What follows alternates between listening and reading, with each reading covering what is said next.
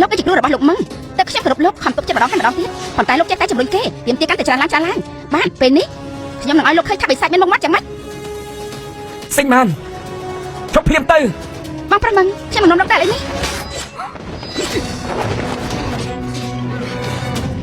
តាមខ្ញុំមក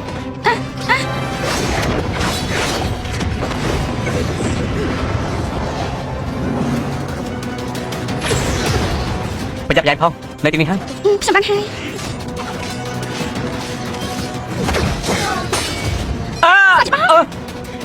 សាច់បងណាចប់លោក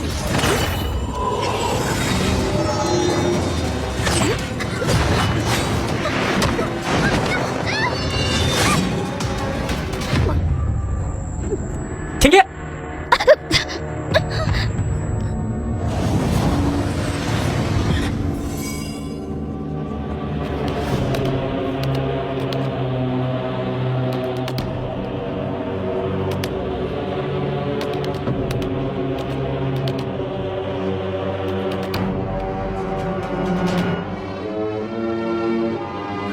ឈិងយេឈិងយេ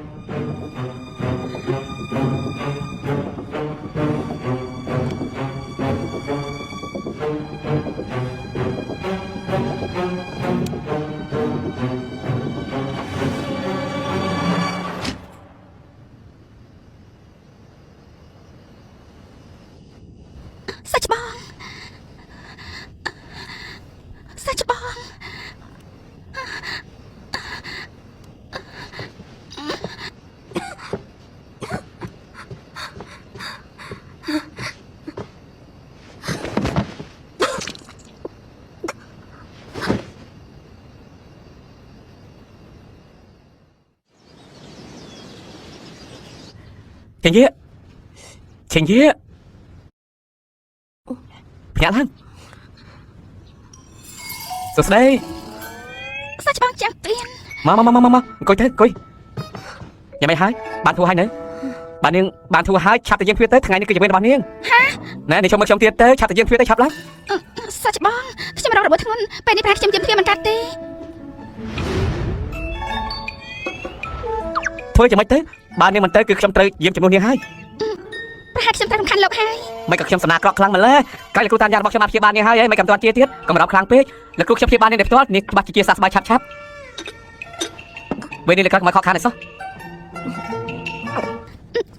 សាច់បងលោកអាចជួយខ្ញុំតើនាងចង់ដឹងពីស្រីបិសាចម្នាក់នោះតើពិតមែនដែរឬទេលោកមិនបាក់កំចាត់ស្រីនោះចេញទៅហើយស្រីថោកទីម្នាក់នោះគឺថាគេអាចមកលុកបាក់ជីងអ៊ីនបានគេពិតជាមិនដឹងពីសមត្ថភាពខ្លួនឯងសោះហើយ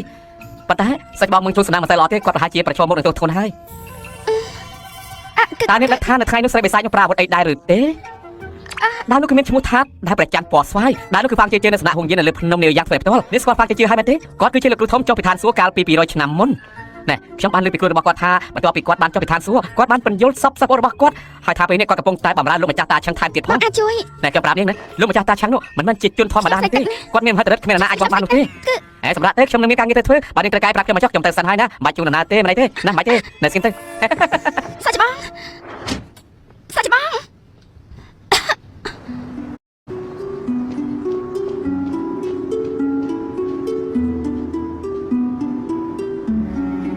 សាច់បងលីយូខ្ញុំឈ្មោះលេងឈិនជាសាររបស់លោកគ្រូឈិនយ៉ាងបើសិនខ្ញុំត្រូវរបួសដល់ចៃដន្យដោយសារគ្រូបិសាចម្នាក់ប៉ះប៉ាល់សួតខ្ញុំបានត្រូវបន្ទប់ថ្នាំប៉ុន្តែអ្នកធ្វើការនៅទីនោះថាសាច់បងប្រកែកខាងព្យាបាលសួតប្រាប់ខ្ញុំឲ្យមករកសាច់បងសិនតើខ្ញុំអាចទទួលបានថ្នាំសាច់បង